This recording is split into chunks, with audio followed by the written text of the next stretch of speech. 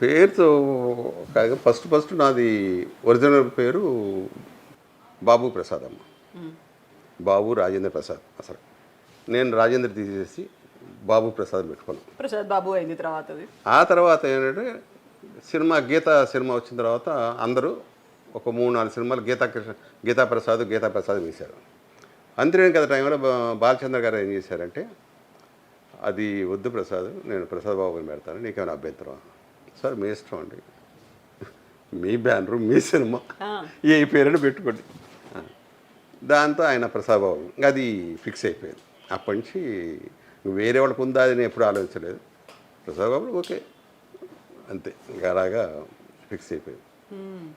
ఇంకా మనం ఇంకే పేరు మార్చుకొని థాట్ కూడా రాలా. గీతా ప్రసాద్ అంటే బాగుండు కూడా అనుకున్నా, అది కూడా రాలా, ఆలోచన కూడా రాలా. బాగానే ఉంది, ఓకే.